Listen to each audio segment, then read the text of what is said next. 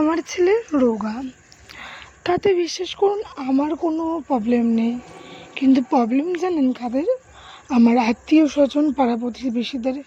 কথায় আছে না, মার থেকে মাসির দরদ বেশি, ব্যাপারটা ঠিক এখন সেরকম পর্যায়ে গিয়েছে।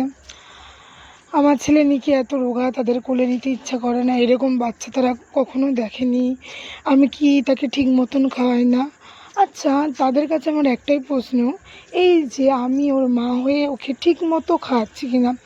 তারাও তো একসময় মা হয়েছিল, তারা কি তাদের বাচ্চাদের ঠিক মতন খাওয়াতো না? এই মানে কথাটা অধিকাংশ লোকেই বলে যে তুমি কি ঠিক মতন খাও না। কোনো মা কি তার বাচ্চাকে ঠিক মতন না খাইয়ে রাখে? এটা কি আজ পর্যন্ত কোনো দিন শুনেছেন? না হওয়া সম্ভব, জানি না। আর তার থেকেও বড়ো কথা, তোমার বাচ্চা কি রোগা? বাবা এরকম বাচ্চা দেখিনি, হ্যাংলা পাতলা, কোলে নিতে ইচ্ছা করে না।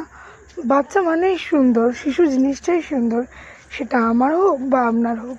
আমি তো জানি শিশু মানেই সুন্দর। জানি না তাদের কথাবার্তায় কেমন ঘিন্ন রুচির পরিচয় পাওয়া যায়। আর বাচ্চা মোটা হলে কি সব? আমার বাচ্চা কিন্তু বয়সের তুলনায় যথেষ্ট পরিমাণে অ্যাক্টিভ। ওর খুব খোলামেলা স্বভাবের, হাসি খুশি, লাফালাফি। ওর বয়স আন্দাজে ওর যেইটুকুনি গ্রোথ, মানে যেইটুকুনি ওর পরিবর্তন হওয়া ঠিকঠাকই আছে, কিন্তু মানছি ও তাতে রোগা।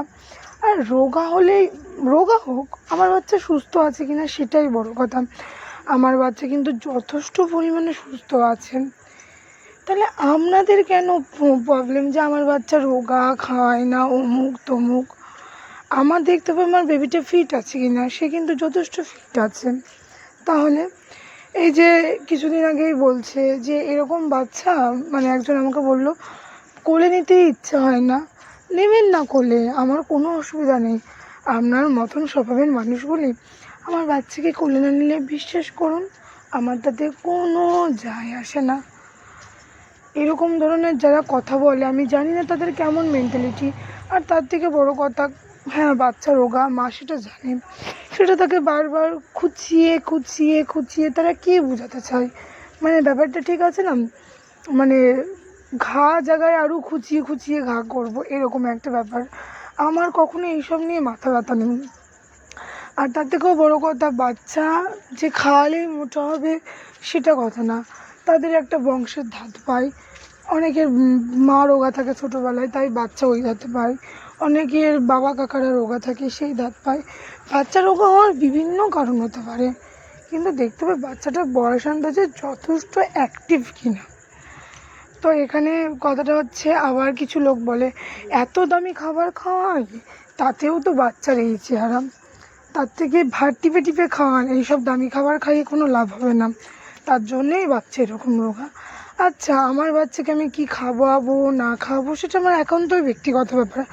আমি কিন্তু আজ পর্যন্ত আপনাদের কাছে কখনো গিয়ে বলিনি যে আমাকে টাকা দিন, আমার বাচ্চাকে আমি খাওয়াতে পারছি না, কিংবা কখনো আপনি আমার কাছে একটা টাকাও ধার পান না। তাহলে আমার বাচ্চাকে কি খাওয়াবো না খাওয়াবো সেটা আমার একান্তই ব্যক্তিগত ব্যাপার।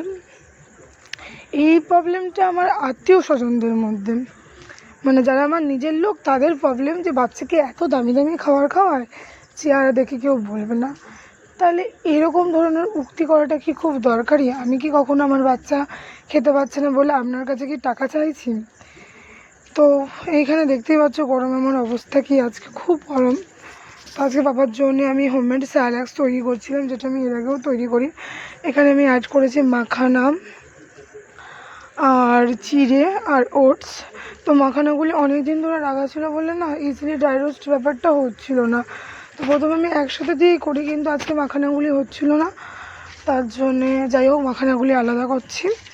আর ড্রাই ফ্রুট হিসেবে অ্যাড করেছি কাজু, আমন্ডস, আঞ্জিরা, আখরোট। এবার কাজু, আমন্ডস আর আখরোটটা আমি এর আগেও অ্যাড করেছি, কিন্তু এবার ফার্স্ট টাইম আঞ্জিরা অ্যাড করলাম, দেখলাম বাচ্চাদের হেলথের পক্ষে ভালো, তার জন্য অ্যাড করলাম। তো এটা খেয়ে অনেকেই ভাবতে পারে তাদের বাচ্চা দ্রুত মোটা হয়ে যাবে, অমুক হয়ে যাবে, তমুক হয়ে যাবে। যেমন লোকেরা ছোটো ছোটো লোকদের যেমন ছোটো ছোটো মেন্টালিটি, এতে কখনোই বাচ্চা মোটা হয় না। ড্রাই ফ্রুট বাচ্চাদের ব্রেন ডেভেলপমেন্টের জন্য যথেষ্ট জরুরি। আর সকালবেলা এমন একটা খাবার দেওয়া উচিত বাচ্চাদের যেটা বাচ্চাদের পেট ভরা থাকবে, তার জন্যে আমি এই খাবারটা বানিয়েছি। এই ভিডিও দেখেও অনেকে আলোচনা করবে, এই তো এত কিছু খাওয়াই, তাতেও তো শরীরের এই চেয়ে মানে এরকম এক একটা ভাষা ইউজ করে, বলে ফেললাম। তো তাতে আমি বলে দিলাম, তাতে আমার কোনো যায় আসে না। আমার বাচ্চাকে আমি আমার মনের মতন মানুষ করবো, মনের মতন খাওয়াবো, তাতে তাদের প্রবলেম হলে আমার কোনো মাথা ব্যথা নেই। তো দেখতেই পাচ্ছ গরমে অনেক কষ্ট হচ্ছে, তবু খাবার করছি, ছেলে খাবে বলেই করছি। এরপরেও তো কথা হিসাবে আমাকে শুনতে হয় আমি নাকি আমার ছেলেকে ঠিক মতন খাওয়াই না, তাই আমার ছেলে রোগা। ওই যে আগেই বললাম না, মার থেকে মাসির দরদ বেশি, ব্যাপারটা ঠিক সেই পর্যায়ে পৌঁছেছে। এই দেখো আমি আস্তে আস্তে গুঁড়োগুলি করে নিয়েছিলাম, আর ড্রাই ফ্রুটটা আজকে আলাদা করে করেছি, কারণ ড্রাই ফ্রুটটা যেদিন ইচ্ছা হবে দেবো, যেদিন ইচ্ছা হবে দেবো না। তো ভিডিওটি এইটুকুনি, ভালো থেকো, সঙ্গে থেকো।